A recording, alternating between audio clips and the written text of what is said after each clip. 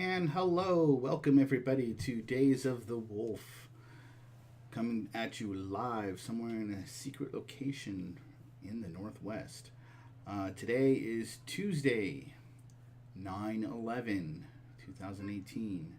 Yes, it's the dreadful day that the Twin Towers was ransacked. It was very many years ago, but there's still a sting. That's a lot of lives were lost. And that's not to say that other lives weren't lost elsewhere, but it really hurts when it hits home. A little recourse on that is that we haven't really had a lot of. I think the reason why our country, the United States, does so well is because we haven't had a lot of invading forces coming in and ransacking the place and bombing the place and stuff like that. So I think 9/11 is a little bit of a wake up call to that. That if things happen like people are bombing you, people are terrorizing you, burning bridges, breaking down homes and stuff like that, a society has to recover from that. And we are in a fortuitous situation, being in the United States of America, being roughly a first world country where we can have the facilities to get back on track and stuff. I have the economic um, fortitude to be able to do that. So on with the show. There's not a lot of news to report. Some of the things that have been happening are kind of just minor things, like pretty much Tesla has a keyless entry vulnerability that is vulnerable to spoofing attacks. There's really not much to say about that. There's always going to be some type of hacker or hacking component that's able to defeat security. That's what hacking does. We kind of break down problems and try to find ways into things that you're not supposed to be technically involved with. But it's good to have these things in the limelight because now that we are aware of it, we can kind of figure out, a better mechanism to put into like Tesla's cars. Um, I'm a big fan of Tesla. I definitely want to get the X series and stuff like that and go forward with it. But it's just a little bit out of my price range right now, and hopefully we'll get to the point where affordability can come into the factor and stuff. I saw the interview with Joe Rogan and Tesla's founder Musk, and I have to say that he brings up a lot of interesting points about going forward with the vehicles today. He's even saying that all vehicles should be electric. I kind of side with that. I think they should be. The only real sticking point is the battery capacity, and that's a sticking point. But the pliability of the vehicle, to be able to say run the electricity in a house, or run electricity no matter where you are, where you have that power source. Gasoline, it's finite. It's petrol fuels. We're going to dig it up and we can refine it, but there's only so much. Unless we synthesize it somehow in the chemistry lab to kind of ease the transition from combustible vehicles to electric vehicles. But we'll see kind of how that works. MIT machine vision system figures out what it's looking at all by itself. So basically what we're looking at here is machine vision is now self-training itself. So it's the same principle of machine learning getting training data initially, or you can train it without training data, and it just has to kind of figure out things by itself. And does that through backpropagation and the machine learning nodes and stuff. But it's getting better and better at figuring things out, because the neural nets have an immortal memory and they can borrow from each other, So If you had a machine learning algorithm that kind of detects the numbers that are written by hand and kind of gauges what they might be, like a 5 might have a weird squiggly type, you know, item on it, or 8 has 2 circles on top of each other. That right now is learned. It knows it. The neural networks that were created, they know what it is, whatever variation and stuff. But it took time to get to that point. But as our training data becomes more and more sophisticated, you're going to see a lot more articles about, you know, machine vision's figuring out what it's looking at, and understanding what it's looking at. And that's a pretty deep thing.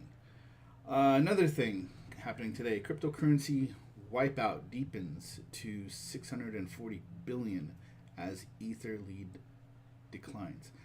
This is just kind of a reconstitution of yesterday's news. Ethereum is going down, and I looked at the scores today, and it's like, well, it's a bloodbath. You know, cryptocurrency on a whole is just on a downwards trend. Now, you could look at this one of two ways. You can look at it as like, all right, it's coming down to a respectable level. Maybe I can buy low, and then, you know, when it reconstitutes itself, when people start doing more interesting projects with cryptocurrency and distributive networks and stuff like that, maybe the price will kind of gradually go up. I don't think it'll be the insane spikes of like thousands and thousands of dollars, like from pennies to thousands, because kind of what the lead guy said, it's like there's a lot of things going on, you know, with the cryptocurrency world. You know, the SEC wants to regulate it. You know, they're kind of thumbs down on certain things.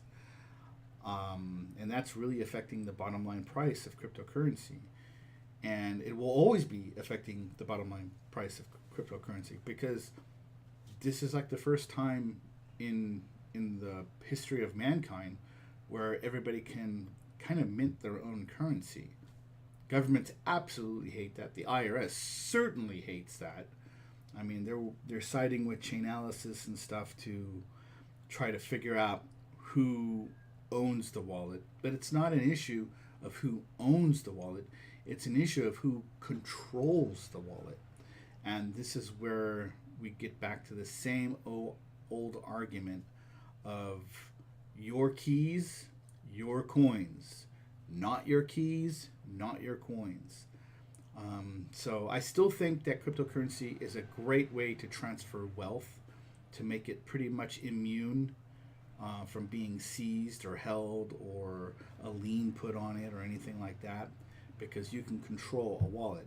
Now, if the powers that be wants to dig deeper and try to figure who you are, it's just a matter of creating more wallets and creating more subterfuge, where even Chainalysis can only go so many levels deep before it kind of breaks out and it kind of meshes with the world. And that's only if you're dealing with Bitcoin. There are other alt currencies out there with different makeups that make it harder and harder to really, you know, figure out who owns, let alone who controls. I mean, you could probably figure out what wallet is controlling what, but it's the ownership issue that's really at stake, because at some point, who's to say that a wallet isn't controlled by another program, which is in turn controlled by another program, which is in turn controlled by another program or a bot or something. So the thing about trying to tax cryptocurrencies, which makes it insanely difficult, because the onus is completely on the person with the crypto wallet to figure out what their own tax liability is going to be. IRS doesn't want anything to do with it. You have to come forth with the information, and you better be dead on balls accurate. Okay, well, it's easier not to play the game. You know, the only winning solution is not playing the game, not playing their game. You know, I mean, you play that game with dollars and monies that you get from your job and stuff like that. But do you really have to play the game again with another circumstance of value? The whole point behind cryptocurrency is to distribute yourself to such a level where nobody can, no third party arbitrator can seize your account.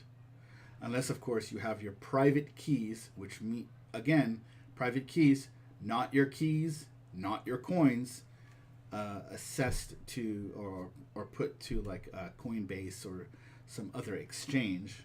And they typically need your private keys in order to facilitate the trades. So this is where multiple wallets come in and stuff. So yeah, the price is down. It really sucks for a lot of people that bought in, hoping to, FOMO it, fear of losing out. But we'll see how it goes. I think it's going to get better, personally, just because everybody's going to ultimately realize that their wealth is safer on the blockchain than it is in a bank that's controlled by an administrator or a third-party arbitrator, which can, through writ or law, seize your account, put liens on your money. If you have a wallet that's controlled by 30 bots, 30 levels deep, you have a level of control. Of course, if those private keys or mnemonic phrases ever got out, then they could reconstitute a wallet and they would no longer be your keys. They would no longer be your coins. And last news of the day is NASA may be selling name rights for their rockets and spacecraft. That's great. I mean, if it pays for the space program, and we want to divert all our tax money to Space Force. We already have a Space Force. It's called NASA, but it's not as sexy as Space Force, I guess. But maybe if we put, labels on the spacecraft and stuff to kind of sell the corporate naming rights, like, I don't know, Planet Express ship. Anyway, that's funny. It's probably gonna go there. NASA needs money, and we need to facilitate these space programs and the serious space programs, not the Buck Rogers in the 24th century space programs. But I'm sure those would be fun too. You gotta appeal to the masses, in these things, and that's one of the things to appeal to the masses. Look at NASCAR. They got shit all over their uniforms and cars, and why not do it with rocket ships? You got to get the money in the coffers somehow, and yeah, a lot of science to the average person is pretty boring, and nobody really wants to deal with it. But you got to cudgel the funds out of the masses, and this is why it comes back around. This is why I think cryptocurrency is going to really take off, because now you have a newfound mechanism of wealth that will reach out to all the unbanked or the unbankable. Don't have a social security number, don't have a residency, don't have anything like that. Banks won't take you. They want to validate you are who you say that you are, and that you have some legitimacy of using banking services. Well, everybody should be able to utilize banking services. It's as simple as that. It's really hard to work without a bank. And when you're dealing with banks that have that level of power, where you have to go to a payday loan center to cash a bank and have to pay money to get your bank transferred back to a fiat currency that you can use, even though the check is all about a fiat currency. At the end of the day, just pay me in cryptocurrency. I know the value is kind of a little bit volatile, but if it's a matter of securing my wealth in an untetherable item where me and me alone is wholly responsible for the security, not the banks, that, by God, a sheriff just came with a suited person, he's holding up this piece of paper, I guess we have to freeze this guy's account. that will never happen in a with a wallet if you don't surrender those keys or the mnemonic phrase. Anyway, that's enough for today on 9/11. I hope everybody's having a great day. And this is, if you, forgot to tell you, smash the likes. If you have a comment you want to say, put the comment. This is my regular vBlog I try to do more or less every day. Sometimes I'll skip a few days, but I try to be on track with that. I'm going to get more content in, especially going over the hacker ranks programs that I've been kind of going. I think I'm up to silver in Python right now. But they're really interesting exercises, and I like to go over it, to kind of describe things so people get a better handle on it. Anyway, this is D Wolf signing off. Great day.